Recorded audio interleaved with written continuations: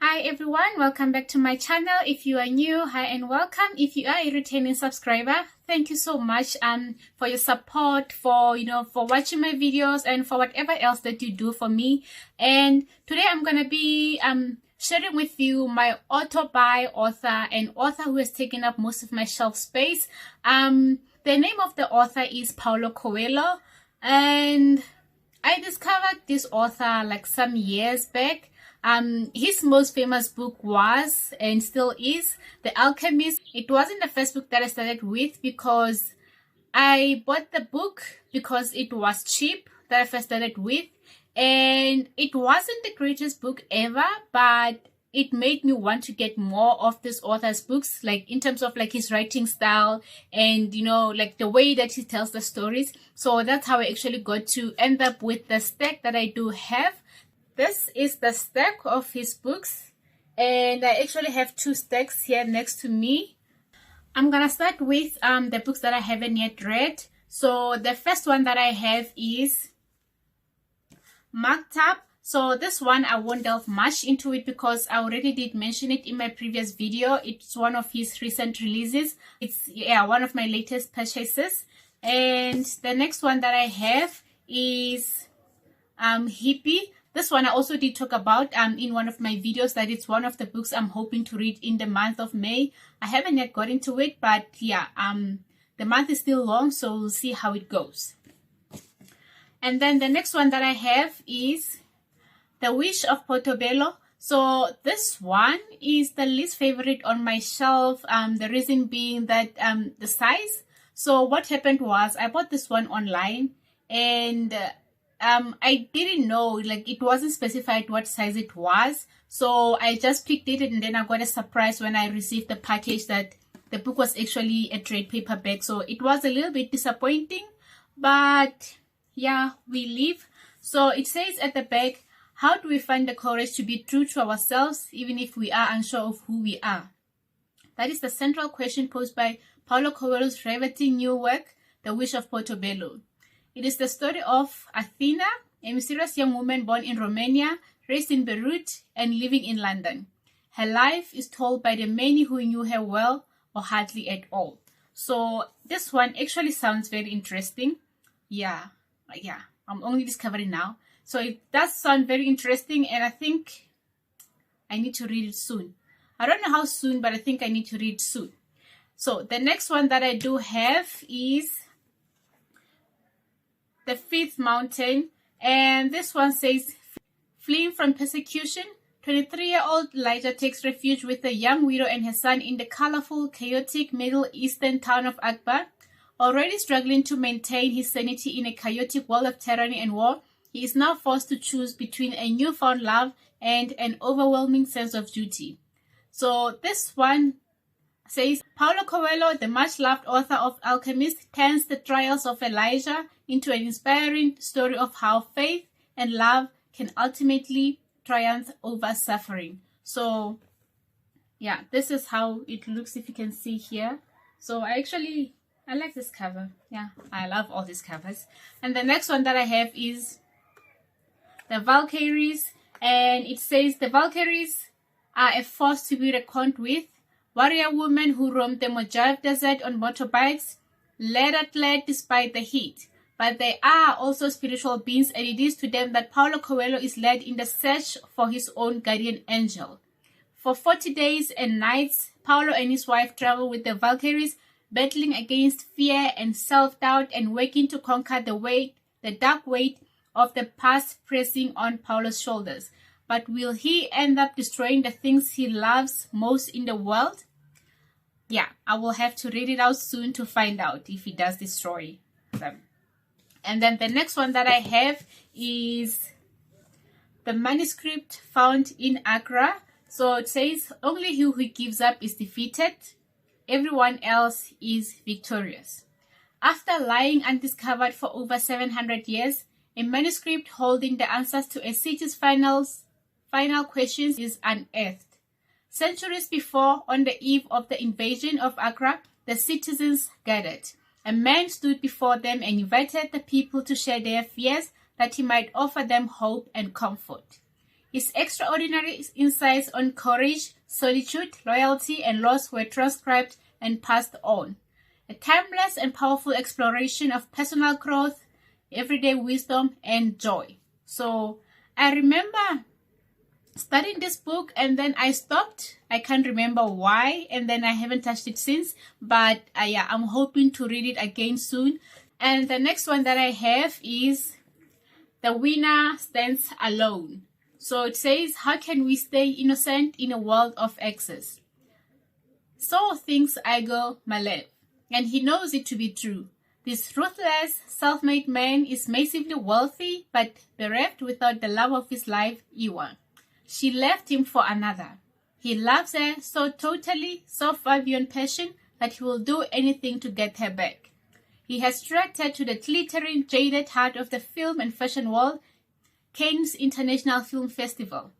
Over just 24 hours, in a town full of the unfulfilled, Igor takes a series of extreme, devastating steps to show some of Cannes' empty vessels the root of their troubles, and to prove to Iwa that his love is as pure and powerful as ever. I actually love this cover. I actually realized that they have remade, like they have rejacketed all his books, and I'm glad I still have these old covers because compared to the current covers, I still love my old covers. And the next one that I have is The Zahir. It says, it begins with a glimpse or a passing thought. It ends in obsession. The Zahir. One day, a renowned author discovers that his wife, a war correspondent, has disappeared, leaving no trace. Was she kidnapped, blackmailed, or simply bored with their marriage? His search for her and for the truth of his own life takes him from South America to Spain, France, Croatia, and eventually the bleaky, beautiful landscape of Central Asia. More than that, it leads him into a new understanding of the nature of love, the power of destiny, and what it really means to follow your heart. So this sounds also interesting. Actually, all his books sounds interesting. Like, the more I read the back, the more I want to read all of them, like all at once. But I'm an adult. I can't do all that all at once. Anyway, yeah, I'm hoping to squeeze in more of his books this year into my reading goal. And yeah, we'll see how it goes. And then the next one that I have is Love. So this one is just selected quotations from all his books. So it's not really a reading book per se. Yeah, it looks like this on the inside. So it has quotations from each and every book of his, like the ones that I have shown you here and the ones that I have read, like all his books. And it has sections if maybe you want to quote about giving, transformation, overcoming, solidarity, affinity, search, the art of living with others, and greatness. So yeah, all those are in here, and they are all, you know, quotations from his other books. So I could not get it because every now and then I'm gonna need a reminder on some of the things that I read, and maybe if there's a quotation that I didn't, like, you know, something that was catchy that I didn't find in the books, or that I maybe didn't notice at the time when I was reading, then I will definitely find it in here. And then the next deck is of the books that I have read. So the first one that I have is The Pilgrimage. So this one, it says, in this creepy story, Paulo Coelho is on a quest for the ultimate in self-knowledge, wisdom, and spiritual mastery. Guided by his mysterious companion, Petrus, he takes the road to Santiago, going through a series of trials and tests along the way, even coming face to face with someone who might just be the devil himself. Why is the road to the simple life so hard? Will Paulo be strong enough to complete the journey towards humility, belief, and faith? So this one, I did love it, but yeah, even though it wasn't like a 5-star, I did love it. And I learned a lot, and he took us through, like, you know, he took us with him in his journey, like the details, it was detailed. And yeah, through everything that he did face, there was a time when he, whenever he was feeling emotionally hurt, he would, you know, divert his pain to physical pain. And that part was a bit, yeah, it was a bit, I don't know. I think if maybe you want to read it, do read it cautiously, or maybe, I don't know, it's not really that detailed, especially that part of him, you know, diverting his emotional pain to physical pain. And yeah, so do read it cautiously. And the next one that I do have is By the River Pietra, I Sat Down and Wept. So Pilar fell in love when she was 17, but her lover left to explore the world beyond their hometown. 11 years on, she's a feisty young woman who has learned to expect nothing from men until she receives an unexpected call from her childhood sweetheart. He is grown into a handsome, charismatic spiritual teacher who has turned to religion as a refuge from his inner conflicts. Together, they journey through the French Pyrenees, and she discovers more about her lover's miraculous spiritual gifts. But as they grow closer, the question arises: will he be forced to choose between romantic love and love for the whole humanity? So this one, it is kind of painful because now there were like a lot of things that changed between them, and he was now a different person, a spiritual person. So it was very interesting. I would highly recommend that you also do read this one. And then the next one that I have is Adultery. Sometimes you have to lose yourself to discover who you really are. Linda knows she's lucky, yet every morning when she opens her eyes to a so-called new day, she feels like closing them again. Her friends recommend medication, but Linda wants to feel more, not less. And so she embarks on an adventure as unexpected as it is daring, which reawakens a side of her that she, respectable wife, loving mother, ambitious journalist, thought had disappeared. Even she can predict what will happen next. I was supposed to have read this one already because I remember when I saw it, I bought it on a second-hand online store. I was so excited when I saw that it's actually still available because I thought as soon as I get this, I'm going to read it. But unfortunately, just like most of the books, when it gets to my shelf, they get to simmer there a bit, and then I get to them when I get to them. But it's very interesting. I have been interested in it like the moment I laid my eyes on it. Like the others, I did buy because I have been collecting the author's books, like they were just auto-buys. But this one, I was mainly interested because of this here at the back what it says. So I can't wait to read it. Actually, I did say it's on my stack of the books that I have read, but I haven't read it. I don't know how did it get to that stack. Anyway, we move on. And then the next one that I have is 11 Minutes. So this story of Maria, a young Brazilian girl convinced from an early age that she will never find true love. A chance meeting in Rio takes her to Geneva, but the glittery life she hoped for was a fantasy. The reality, selling herself to survive, is a dehumanizing crime that pushes her further away from love, from real love, towards a fascination with pure physical pleasure. But when her emotional barriers are tested by a handsome young painter, she must choose between the dark path she is on and risking everything to find her inner light. Can she move beyond the meeting of bodies to a meeting of minds or even souls, to a place where sex itself is sacred? So in this one, she meets a man on the beach one day. So there were like language barriers. I think this man was from Switzerland. Like they couldn't really understand each other, but there was an understanding that there is money where he is coming from, and she's gonna get a lot of it. She just has to sign the contract, and out of excitement, she didn't read like the entire contract out of maybe not understanding and also because of the excitement. And then when she gets there, she finds that everything that the man had promised her wasn't, she wasn't going to find them just as easy. But luckily, knowing a lawyer helps her to get out of the contract. But now she's in a foreign country and her parents back at home have high hopes for her. So she has to make ends meet and, send some money. That's how she ends up, selling herself to make money just to survive and then some to send home.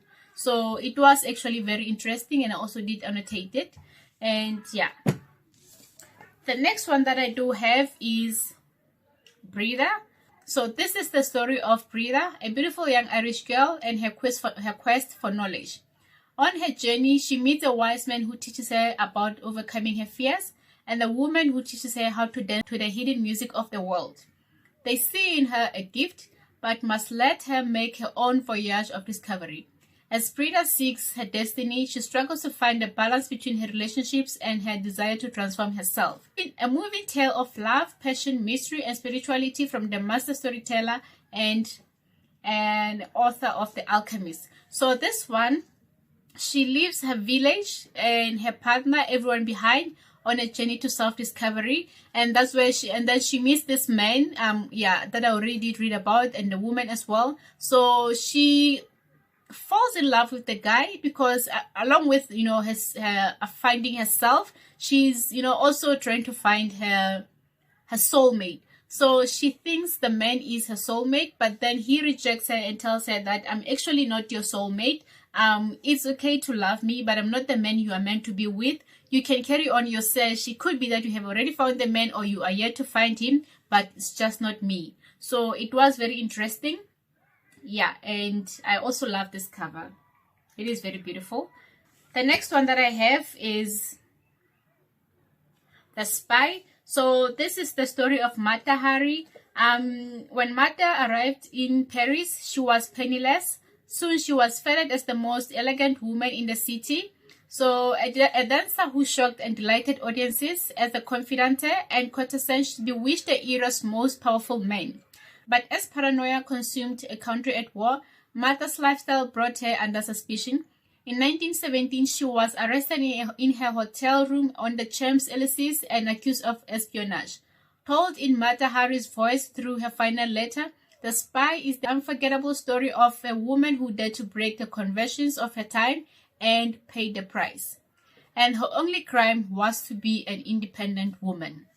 So I think, she was mistaken for a spy, and then she was executed in France. This is actually the book of the author that I bought and read, and that's how all the other L's followed. I bought this one because it was cheap. I think it was 90 rand, and as I was curious about the author's works, because I was seeing his books, a lot of his books in the bookstore, so I thought I would start with the cheap one and maybe find out how it is. And that's how now 20 books later, I have grown to love the author. And the next one that I have is the Usher. So this one, it says, in the Usher, we meet Tatuya, a man once famous for his prodigious gifts with a bow and arrow, but who has since retired from public life, the challenger who comes searching for him, and the boy who observes their competition. Afterward, the boy has many questions, and in answering them, Tatuya illustrates the way of the bow and the tenets of a meaningful life. So this one was, I actually did love it. It was like a short story, a very inspirational story. So it's like this on the inside. It's written in this format, like the very, very, very short. So this is the book that you can start with if you are, wanting to start on the author's works and you're not sure where to start, how to start, and you're looking for something short and inspirational and to the point. So this is your book. And then the next one that I have is The Devil and Miss Prim. So this one, a man visits the village of Viscos with the intention to prove that evil wins over good. So he offers the people of the village gold bars, and he tells them that the only condition is that they have to commit an evil deed. So the people in the village, looking at their conditions, looking at how they live and, all their struggles, they start convincing themselves that, with this gold bars, our generations to come, the generations to come are going to be set for life. So what the man is asking for isn't that difficult, because there are people who are useless in this village that we can, just offer to the man, and then we will be set for life. But luckily, Miss Prim has a trick up her sleeve to save, the people who were deemed as useless. So I highly recommend this book. I loved it, and it was such a fast read.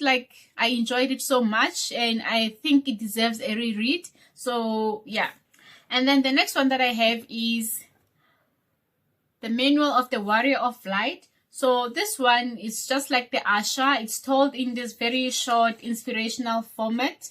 It looks like this. And I read this one some years ago and I loved it. It says at the back, the warrior of light is a believer. Because he believes in miracles, miracles begin to happen. You do not need to be perfect. You do not need infinite wisdom. You do not need endless patience or humility. you do not have to be a saint. You only have to want to live a life that's full and true, to rise up, to create your own unique destiny. So in this jewel of a book, Paulo Coelho invites us to embrace the warrior of light latent in all of us, and in doing so, to realize our wildest dreams. So I also would highly recommend this one if maybe you are looking for inspirational, especially for the nonfiction readers. This is very inspirational. It's short and you're gonna love it, and yeah, you won't really be disappointed. And it's one of those that when you read it, you can just stop, take some time to reflect, and then go back to it. So I highly recommend it. And then the next one that I have is Veronica Decides to Die. It's one of my favorites. It deals with mental health issues. The two that I do remember is schizophrenia and depression. So Veronica decides that she has gotten tired of her life. She no longer wants to live. And she decides that suicide is the only way. And she doesn't want her suicide to be messy. So one day she just takes the sleeping pills with the hope to die. But to her misfortune, I guess, she wakes up in a local hospital where she is told that she has been severely damaged internally and she only has a few days to live. So then begins a journey where she meets a lot of people, and then one particular man who gives her more reasons to live. But it is unfortunate that she only has a few days to live. So yeah, it's one of those heartbreaking stories that, you know, like she's living now. She now has reasons to live, but then time is not on her side.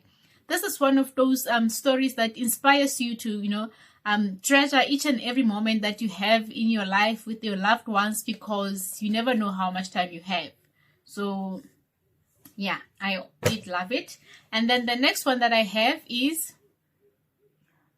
the Aleph. So this one says, in his most personal novel to date, internationally best-selling author Paulo Coelho returns with a remarkable journey of self-discovery. Like the main character in The Alchemist, Paulo is facing a grave crisis of faith. As he seeks a path of spiritual renewal and growth, he decides to begin again, to travel, to experiment, to reconnect with people and the landscapes around him. Starting in Africa and then crossing Europe and Asia via the Trans-Siberian Railway, he undertakes a journey to revitalize his energy and passion. Even so, he never expects to meet Hilal, a gifted young violinist. She is the woman Paulo loved 500 years before, and the woman he betrayed in an act of cowardice so far-reaching that it prevents him from finding real happiness in this life.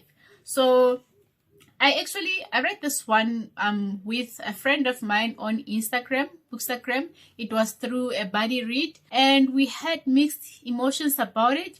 So I think it was a 3.5 star. So yeah, it's not bad, but I think sometimes it's all about reading them at the right moment. So it could be a 5-star for someone and then be a 3 for me. So this one is one of those that highly depends on when do you read it in the time of your life. So yeah, I think you can just read it and find that maybe if it is something that you might be interested in, and then read it.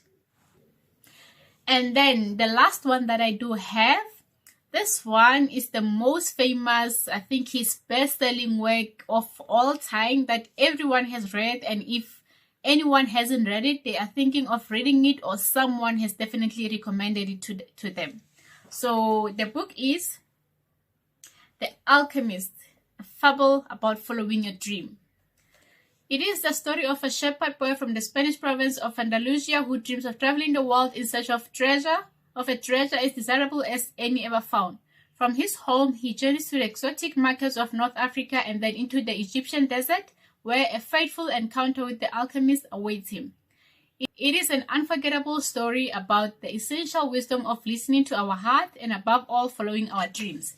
So this one I actually read because everyone was reading it. I wanted to find out what it was that everyone was so raving about. So midway, I gave it up for some time. Mainly I think because I was reading it not with my own understanding, but the understanding of what people were loving. So I did go back to it after some time, and I actually love it. And yeah, I finally decided that I'm gonna read this book for my own understanding, for my own perspective, so that I can, learn something from myself and not just what people were raving about. So if maybe you are still thinking about it, I think you should, pick it up or buy it or whatever was holding you back. Just do yourself a favor and get this book because it's really worth it.